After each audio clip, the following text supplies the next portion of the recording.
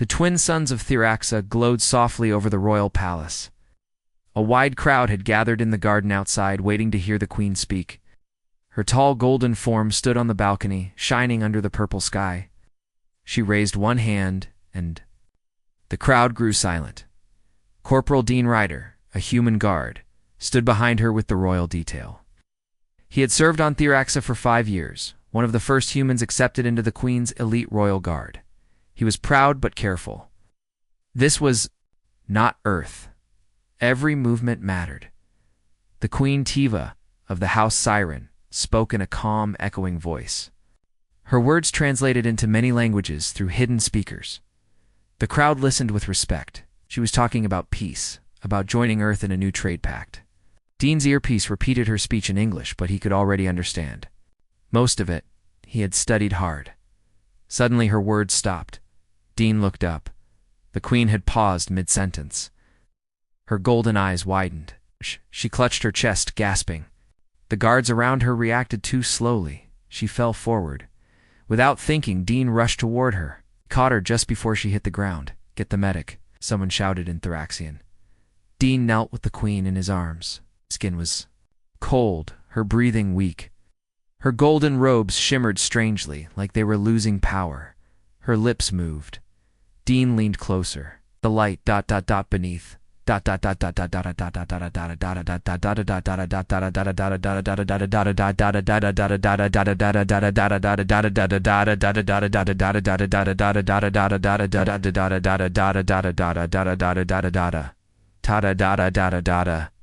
Her golden robes. She whisked awake human heart truth then her eyes closed. She fell unconscious. 2 Theraxian guards pulled Dean back. "Step away from the Queen. I didn't do anything," Dean said, raising his hands. She just fainted. The medics arrived and carefully lifted the Queen onto a hover stretcher. The crowd was being moved away. The royal advisors were panicking. Dean tried to follow the medics, but one of the senior guards blocked his way. "You will wait here," the guard said firmly. "I need to tell someone what," she said. "You will speak only when the council asks you to." Dean's fists tightened, but he stayed calm. This was not Earth. He had to be careful. That night, Dean sat alone in his small room inside the guard barracks. He replayed the moment again and again in his mind. The light, beneath, awake. Human heart, truth. Double quotes. What did that mean? He pulled out a small digital pad and wrote the words down. He tried to make sense of them. The light beneath may be something underground. Awake? Was something sleeping? Human heart, why him? Truth was something hidden? Dean stood up and began to pace. He wasn't a spy or a detective. He was just a guard. But he had a gut feeling. The Queen hadn't just fainted. That whisper, it was a warning. Or maybe, secret. He tapped into the palace map on his wristband. Most of it was locked, but he had access to patrol zones. As he studied the lower levels, he saw something strange. A sealed chamber beneath the throne room. Label. No entry path. It was just marked, "Core access forbidden." His heart beat faster. Late that night, Dean dressed in dark patrol gear and moved quietly through the halls. The guards at the main entrance were tired and distracted. News of the Queen's condition had spread. Everyone was worried. Dean used the side corridors, the old servant tunnels. He had studied them during his first year. He reached the lower levels. The air felt colder here. The lights were dimmer. The walls were older, covered in ancient markings. Some of them looked like stars, and others looked like roots. He found a sealed door with no visible controls. But something strange happened as he stood before it. The door opened. No code, no scan it. Just opened for him. Dean stepped inside. The air was thick and smelled like plants after rain. A soft blue light filled the space. He walked down a spiral ramp and entered a massive chamber. He froze. It was like a living forest underground. Vines glowed gently, pulsing with light. The floor was soft and mossy. Giant roots rose from the ground, and hung from the ceiling. In the center was a pool of glowing liquid, slowly swirling. It was beautiful and alive. Dean stepped closer. The vines reacted. They moved gently toward him like curious animals. One touched his arm and glowed brighter. The chamber pulsed once. And suddenly, a strange device rose from the pool, a sphere floating in midair. It spun slowly and glowed gold. Dean reached out, and the sphere flashed. He saw visions. Queen Tiva standing in this very chamber. Her hand on the sphere. She was speaking, but her words were not in Thraxian. They were in English. He will come. He will awaken the bond. The planet will listen to him. He must be ready. Then the vision ended. Dean fell back, breathing hard. This chamber was connected to the Queen, maybe to the whole planet. Somehow, it had accepted him. Why? Why him? Back in his room, Dean couldn't sleep. He had touched something ancient, something powerful, and the Queen had known it. Her whisper wasn't just random. It was a message to him. But the others didn't. No. They might not even believe him. In the morning, he was called to the council. He walked into the chamber with steady steps. The Thraxian advisors looked tired and angry.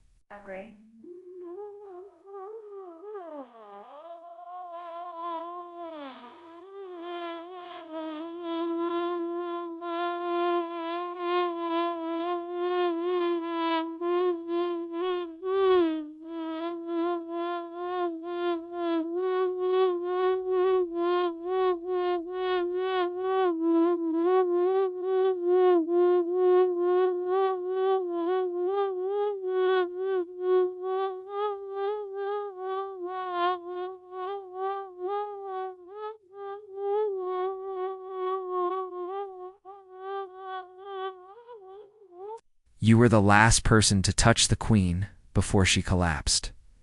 I was, Dean said calmly. She fell. I caught her. I didn't harm her. She whispered to you, another said. What did she say? Dean looked around. Should he tell them? He chose his words carefully. She said something about the light beneath and the human heart. I think she wanted me to find something. The council murmured. That is nonsense, one elder said. There is nothing beneath. And no reason she would speak only to a human. But one of the younger advisors looked thoughtful. Dean stood tall. I want to help her. I found something underground. A chamber, alive with light. She was there once. I saw her memory. Impossible, the elder said. Then let me prove it, Dean said. They didn't answer. Silence filled the room. Then the head of the council spoke. You are not dismissed. You are restricted to quarters. We'll not leave the palace until we decide. Dean nodded. Oz, you wish. But the Queen chose me, whether you accept it or not. That night, as he sat again in his room, Dean stared at the stars through the window. He knew something now, something the others didn't. The Queen had not fallen because of weakness or illness. She had fallen because she had passed something on, something deep, something powerful. And now the secret lived in him. The next morning, Dean Ryder sat on the edge of his bed. His body was still, but his mind was racing. He had seen something incredible, something alive and ancient beneath the palace. He knew the Queen had guided him there on purpose. But now he was trapped. The council had locked him inside his room, and 2 guards stood outside his door. He was not under arrest, but he was not free either. He stared at the message pad on his desk. He had written the Queen's words again, and again, the light beneath, awake, human heart. Truth. What did she want him to do next? Dean stood up and walked to the small window. From there he could see the royal tower. That was where the Queen was being treated.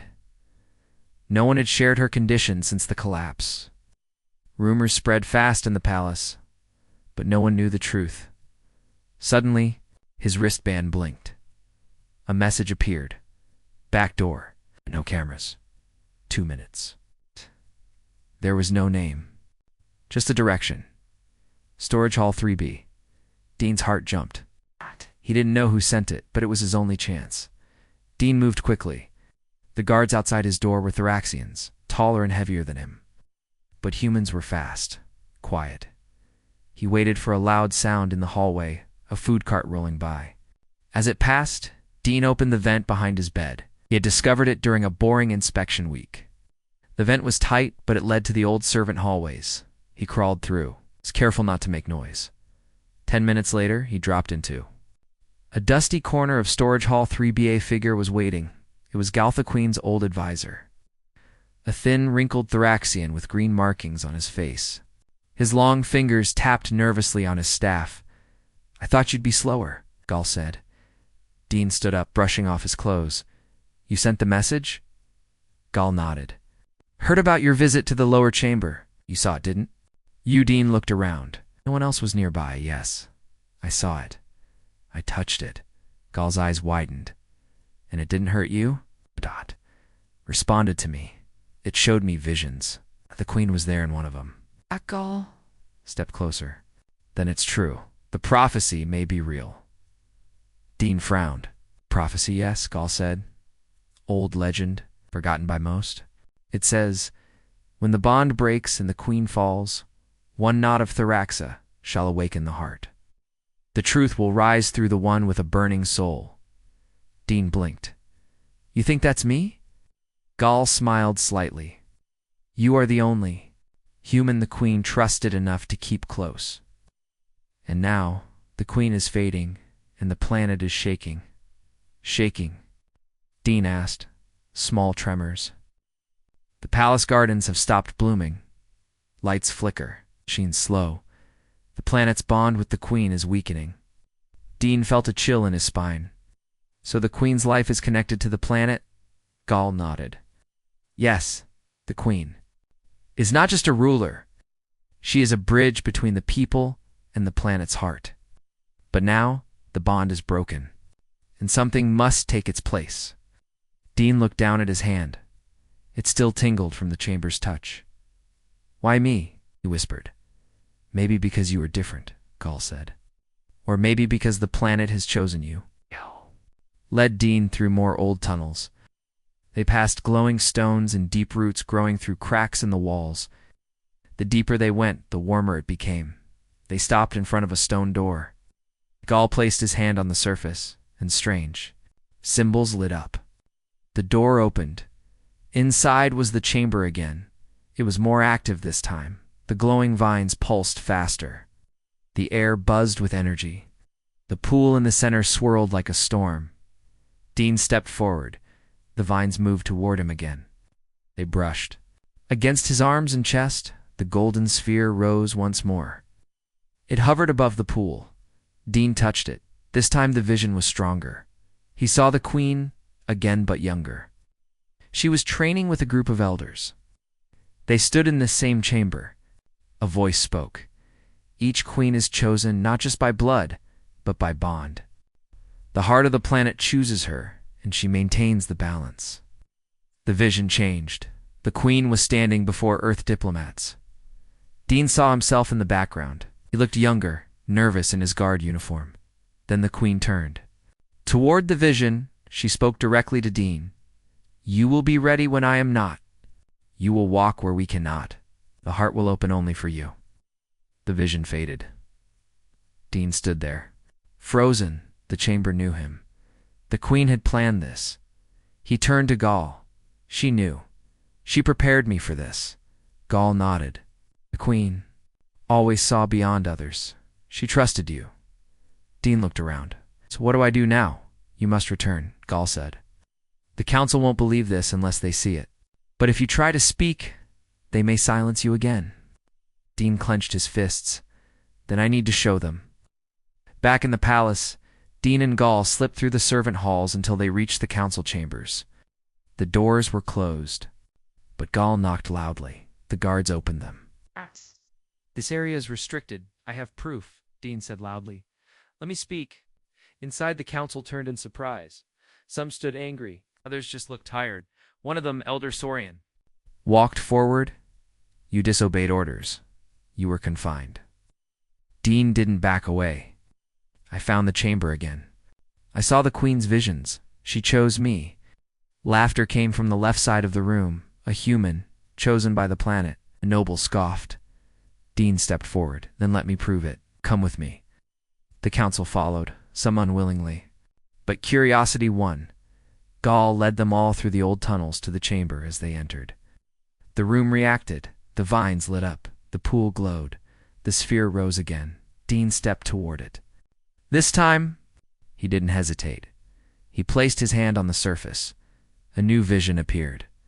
The queen was lying in her royal bed, eyes closed. Her voice echoed in the air, not from her lips, but from the bond. To those who doubt, the bond has passed. I have given the right to one who walks with truth. Let the planet speak. The entire chamber pulsed once strong and clear. A wave of light passed through every Thoraxian in the room. Some fell to their knees. Others gasped. They felt it. The planet had accepted him. After the vision ended, silence filled the space. Dean stepped back. He looked at the council. I didn't ask for this, he said. But the queen trusted me. The planet responded to me. And I'm not going to walk away. Elder Saurian stared at him. This changes everything. Another elder stepped forward. We must inform the people. The queen is not lost. The bond continues. Dean looked down at the glowing vines. Light beneath had spoken, and it had chosen him. The next morning, the entire palace was filled with whispers. Servants, guards, and advisors were talking about only one thing: the strange event in the hidden chamber. A human had touched the sacred sphere. The chamber had answered him. The queen had spoken through a vision, and now the council didn't know what to do. Dean Ryder stood near the queen's tower. He watched her through the glass wall. She was still asleep, lying quietly on a silver bed. Her skin was pale. Her golden robe no longer shined. One of the medical staff walked over, young Thoraxian healer, her face full of worry. We've tried everything, she said softly. Medicines, machines, even energy rituals. Her body is fine, but her bond is gone. Dean nodded slowly. She passed it to me. The healer looked into his eyes.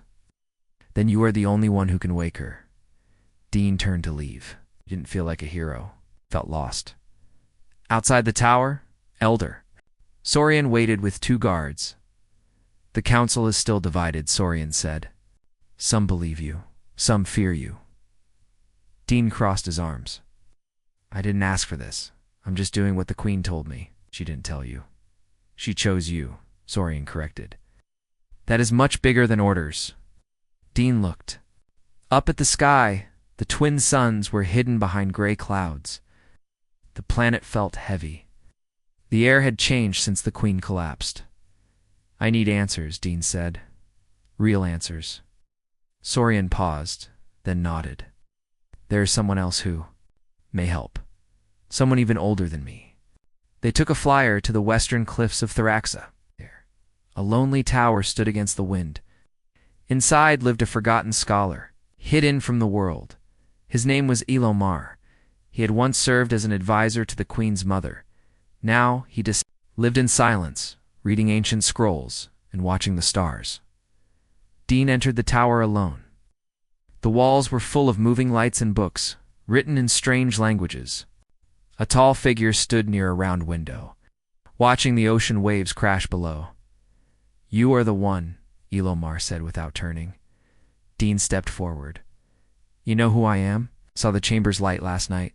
Even from here, Elo said. The planet called out. Only a star bandit could do that. Star bandit? Dean asked. Dadalo turned slowly. His face was marked with silver tattoos, glowing softly. A legend. Very old, Elo said. It speaks of a being not born of Thoraxa, who will become one with the planet's heart. Why not a Thoraxian? Dean asked. Because only someone outside the system can repair it, Elo replied. Your heart is not shaped by our rules. That makes you open. Dean frowned.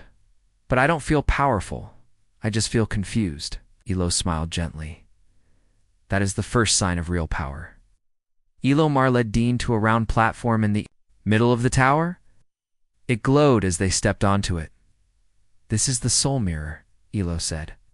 "It will show you what is inside you, Ond, what the planet sees." Dean hesitated, then stepped forward. The mirror glowed. Images formed in the air. He saw himself as a child on Earth, playing in the rain, helping his mother, fighting bullies to protect smaller kids. Then a soldier, brave, loyal, angry. Then a guard on Thraxalone, quiet, watching. Then he saw something new, a glowing root from the planet slowly wrapping around his chest. His heart pulsed with light, not red, not blue, gold, the same color as the Queen's energy. Dean gasped. "What does this mean?" "This means your heart has already begun to bond," Elo said. "The planet knows you. It has accepted you." Dean shook his head. "So I'm becoming like her?" "Not exactly," Elo said. "You won't become a queen, but you will become a guardian, a link, a protector." Dean took a deep breath. "What do I have to do?" "You must return to the chamber," Elo said. "Yeah, but this time go deeper. Past the roots, past the pool. The true heart is hidden below." Dean returned to the palace. That night, Gaul met him near the kitchen hall. "The council is meeting again tomorrow," Gaul said. "They may vote to remove you." Dean laughed slightly. "Too late for that now." Together, they moved quietly through the old paths and entered the chamber once more. But this time, Dean did not stop at the pool. He stepped into it. The glowing liquid wrapped around his legs. It was warm, almost soft, like stepping into light. He took a deep breath and went deeper. Beneath the pool was a tunnel made of smooth stone and glowing roots. Dean followed it downward. His heart beat louder the farther he went. At the end of the tunnel, he found a small door. He reached out, and the door opened without touch. Inside was a round chamber. In the center floated a crystal shaped like a heart. Not a human heart, not a Thraxian one either, just ... Energy shaped by feeling, it pulsed slowly, then it spoke. "Do you accept the bond?" Dean stepped forward. "I don't know if I'm worthy." "Worth is not required. Willingness is." Dean swallowed. "Then yes, I accept." The heart pulsed again. A beam of light shot out, entering Dean's chest. He fell to his knees, gasping. Visions flooded his mind, trees growing, oceans roaring, skies burning and healing again. He saw all of Thraxa. He felt it. The pain, the fear, the beauty. He was connected. When he arose, the chamber had changed. The heart crystal floated beside him now, humming gently. Dean turned and walked back through the tunnel. The roots glowed brighter as he passed. When he returned to the main chamber, Gaul's eyes widened. You are glowing." Dean looked. Down his body was surrounded by a soft golden light. "I saw the real heart," Dean said, "and it saw me." The next morning, the council chamber was full. Not just elders, citizens had come too. They wanted answers. They had heard the rumors. Dean stood before them all. "I am not Thraxian," he said clearly. "But the Queen chose me. The chamber accepted me. The planet accepted me. And now I carry its bond." Elder Saurian nodded slowly. "We felt the wave last night." The energy returned. One of the nobles stepped forward. "If this is true, what happens to the Queen?" Dean's voice grew softer. "She passed the bond willingly. Her body may recover. But her role is now complete." A silence fell. Then one voice called out, "Let him be guardian." Another joined in. The planet chose. And then the council stood. Elder Saurian raised his hand. "Dean Rider of Earth, the bondkeeper of Thraxa. From this day forward, you are the World Warden." Dean stood quietly as the golden vines wrapped around the chamber once more. Later, as he walked through the palace gardens, the flowers bloomed again. The air was warm and soft. The suns had returned. He passed the Queen's tower. She was still asleep. He placed his hand on the glass. "Thank you," he whispered. Then he turned and walked forward. There was still much to learn, but for the first time, the planet breathed easy again, because its heart was beating through a human. End of part 3. Dean Ryder stood alone on the high balcony of the Thraxian palace. The sky above him glowed orange and pink as the twin suns began to set. The city below looked peaceful, but Dean knew the truth. The balance was fragile. Even after the bond ceremony, the planet was not fully healed. There were still energy waves beneath the ground, small tremors, flickering lights in the outer districts. The Queen's bond was broken, and the new one had only just begun. Dean could feel it deep inside his chest, a soft hum, a quiet pressure, a connection. He was now the World Warden, human tied to the heart of an alien world. But something was still missing. Gaul entered the balcony. More strange a datapad. More strange readings from the west, the old Thraxian said. Energy pulses. Unstable vibrations. Dean took the pad and studied the map. This is close to the Ridge of Echoes. Yes, Gaul replied. An ancient place. Even we do not go there. Dean narrowed his eyes. Then maybe that's where we should go. Gaul looked nervous. It could be dangerous. The Queen never went that far. Dean touched his chest. The golden light flickered softly around his heart. The planet is pulling me in that direction. I feel it. Gaul hesitated. Then I'll come with you. Dean smiled. No, I need to go alone. Dean prepared for the journey. He dressed in the black and gold armor of the World Warden. Light but strong. He carried no weapons. He didn't need them. The bond inside him was enough. He took a small hovercycle and left before dawn. The streets were empty, the city still sleeping. As he passed the outer walls, the plants bent gently toward him. Birds flew low in silent waves. The planet knew him now, and it was calling. The Ridge of Echoes rose like black stone teeth from the ground. Sharp, tall rocks pointed toward the sky, and the wind howled between them. No life grew here, no flowers, no light vines. Dean parked the hovercycle and walked on foot. Each step felt heavier. Not from fear, but from something deep under the surface. Like the planet's heartbeat was struggling here, he reached a narrow gap between two rocks and stepped through. What he saw on the other side made him stop. A deep crater opened in the earth. In the center, a massive tree lay dying, its trunk hollow, its roots blackened. This was no normal tree. It was old, ancient, and glowing with the last light of the bond. Dean stepped closer. The bond inside his chest pulsed stronger. This was the first Tretha, original link between the planet and its rulers. It was once full of golden energy. Now, it was nearly gone. And at the center of its roots was a hole. A dark tunnel. Dean didn't hesitate. The tunnel was narrow at first, then opened into a huge underground chamber. The walls were smooth and round, pulsing faintly with light. Then Dean heard a voice. Not spoken, but inside his mind. You are late, Starbonded? Dean looked around. Who are you? I'm the mind of Thraxa. The walls lit up. A figure formed made of light and roots. Not male, not female. Just energy shaped like a face. This world is alive, the mind said. I speak only to those who carry the bond. Dean stepped forward. Why is the planet still in pain? I accepted the bond. The chamber accepted me, because the bond is incomplete. Dean felt cold. Incomplete? The Queen passed the energy to you. Yes, the mind said. But the ritual was never finished. Her spirit still holds a part of the bond. Till she lets go, the heart cannot fully heal. Dean clenched his fists. She's in a coma. She can't speak. How do I help her let go? I must enter the heart dream. Dean had never heard that word before. What is that? It is a spiritual space, the mind said. Where thought, memory, and bond energy mix, you will enter her dream. You must find the last piece of her wheel and release it. Dean was quiet. Then he nodded. Let's do it. The mind formed a circle of light on the floor. Vines reached up and wrapped gently around Dean's arms and chest. Close your eyes, the mind said. And do not fear what you see. Dean closed his eyes. The light consumed him. He opened his eyes again and stood in the middle of a strange city. The sky was green, and towers floated in the air. Birds with 4 wings flew past, singing strange songs. But no one was here. The city was empty. Queen Tiva, Dean called out.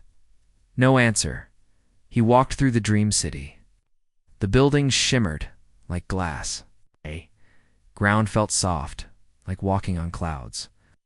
Every few steps, he saw memory shadows of the queen's life. Her first speech as a child, her training in the sacred chamber, her first meeting with Earth humans, then saw himself, Dean younger, standing in the palace hall. The queen was watching him from a distance. She looked curious, thoughtful. Dean reached out to the memory, but it faded. Suddenly the sky turned dark. Storm clouds rushed in. The buildings cracked. Loud voice echoed. She is not ready to let go. Dean stood firm. I am here to help her. A wall of wind pushed him back. Lightning struck the ground near him. You are a stranger, the voice roared.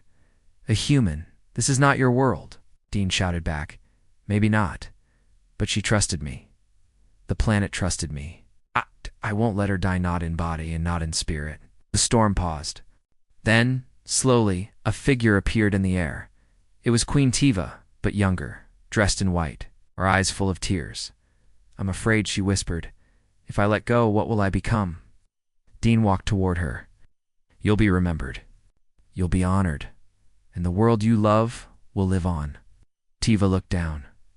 You carry the bond now. But do you carry love for this world? Dean placed his hand on his heart. Yes. Not because it's mine, but because you made it worth protecting. The queen smiled. Light burst from her body, rising into the sky. The storm vanished, and then she was gone. Dean opened his eyes. He was back in the underground chamber. The tree above began to glow again. Its blackened roots turned gold. The bond energy flowed through the earth once more. He stood up, breathing hard. The mind of Thraxa spoke again. The queen has released her part. The bond is whole. Dean nodded. Thank you, no, the mind replied. Thank you for choosing love over power. Dean returned to the palace. As he walked through the halls, people stared, not in fear now, but in wonder. The lights no longer flickered. The air was clean. The plants stood tall again. When he entered the queen's tower, the healer met him with wide eyes. She woke up, she whispered. Just now. Dean stepped inside. Queen Tiva sat on the edge of the bed, weak but smiling. Her eyes met his. You did it, she said softly. No, Dean replied. We did it. The sun rose over Thraxa, with a golden light that had not been seen in many days. The skies were clear, and the air was fresh. The flowers opened early, and the trees stretched their glowing leaves wide. Across the city, people woke up feeling something strange, peace. Something deep inside the planet had changed. And at the heart of it all was a human Dean Ryder. Dean stood in the queen's recovery chamber. Queen Tiva sat beside him, resting against a soft pillow. Her skin was brighter now, and her eyes were sharp again. You did what many could not, she said softly. You completed the bond without force, without fear. Dean smiled. You? Led me there. I just followed the path. The queen shook her head. No, I gave you the bond, but you brought it to life. There was silence between them for a moment. Then she asked, What do you feel now? Dean placed a hand over his chest, the heartbeat of the planet. Strong, steady. Good, she whispered. Thraxa lives again. Outside the palace, a crowd had formed. Thraxians stood beside humans, ambassadors, workers, scholars. Everyone waited to hear what would happen next. The great palace doors opened, and Dean walked out, dressed in the golden black armor of the World Warden. Behind him stood Queen Tiva, wearing a simple robe, no longer glowing, no longer ruling. She stepped forward. My time as queen has ended, she said in a calm voice. The bond has passed to one who was not born here, but who belongs here all the same. She looked at Dean. He is now your guardian, our guardian, the first human to carry the heart of Thraxa. A wave of quiet passed through the crowd. Then, slowly, hands were raised, not in fear, not in doubt, in respect. That night, a celebration filled the city. For the first time in weeks, lights danced across the buildings. Floating lanterns rose into the sky. Songs were sung in many languages. Dean walked through the streets with Gaul beside him. Children waved at him. Merchants handed him flowers. A group of Earth diplomats even saluted him. "You've become a legend," Gaul said with a smile. Dean chuckled. "I was just a guard, remember? Not anymore," Gaul replied. "Now you're part of the story." Ow. Later, Dean visited the Chamber of Roots one last time that day. It was quiet, glowing gently. The vines greeted him as if he were an old friend. The golden sphere hovered once more. Dean placed his hand on it. No visions came this time, just calm, just light. The next day, a council meeting was held. Elder Saurian stood before the new chamber, rebuilt with symbols from both Earth and Thraxa. "The planet is healing," he said, "but there is much more to do. Bondkeeper will guide us, but we must guide ourselves too." Dean stepped forward. "I do not wish to rule," he said. "I am not a king. I am not a leader in the way your queen was. But I will stand between this world and danger. I will keep the bond alive. I will listen to the planet and to all of you." The council bowed their heads in agreement. The title was official. Now Dean Ryder, World Warden of Checks. In the following weeks, Dean worked closely with scientists and historians. He helped uncover more ancient chambers hidden under the cities. Some were full of memories, others full of energy or knowledge. He also helped connect Earth and Thraxa more closely.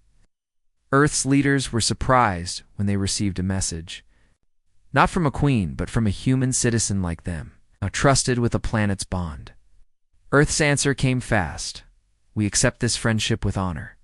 The human and Thraxian alliance grew stronger. One day, Dean visited a school on Thraxa. Children asked him all kinds of questions. "Can you talk to trees? Do your dreams show the future now? Are you going to become an alien?" Dean laughed and answered every question with kindness. "No, I can't talk to trees, but I can feel what they feel. No, my dreams are just dreams, but they are calm now. No, I'm still human, but I carry something that makes me more than I was." The children cheered. One little Thraxian girl stepped forward and gave him a drawing, showed him. Standing between Earth and Thraxa, the big golden heart above him, Dean blinked. "I'll keep this forever," he said. That night, he returned to the palace gardens. Queen Tiva sat on a bench, watching the stars. "They still shine the same," she said, "even though the world has changed." Dean sat beside her. "Thank you for trusting me." The queen smiled. "It was never about trust. It was about hope. You gave me that." Dean looked up at the sky. "Do you miss the bond?" She paused. "Sometimes it was a part of me. But now I feel lighter, free. I can watch Thraxa grow in peace." Dean nodded. "I'll protect it, always, I know," she said. "What?" "Already have." Weeks passed. Then months. The world did not forget the day the queen fell, or the moment a human guard rose. Dean trained new warden assistants, both humans and Thraxians. He led missions to old ruins. We stopped minor energy storms with the planet's help. He opened a learning center where species from across the galaxy could study Thraxa's living systems. He even returned to Earth once. Walking through the cities he grew up in, people there didn't bow, but they listened. Some asked if they could go to Thraxa. He always smiled and said, "If you come with peace, you're already welcome." Years later, on the day of the planet's Peace Festival, a statue was revealed in the palace garden. It showed Queen Tiva standing beside Dean, both holding a single glowing orb. Below, a simple line was written, "Two hearts, one world." That night, Dean stood once more in the Chamber of Roots. The golden vines wrapped softly around his arm. The sphere hovered again. He touched it, expecting silence. But this time, a voice came. The queen's voice. "You kept your promise." Dean closed his eyes, smiling. "Yes," he whispered. "I always will."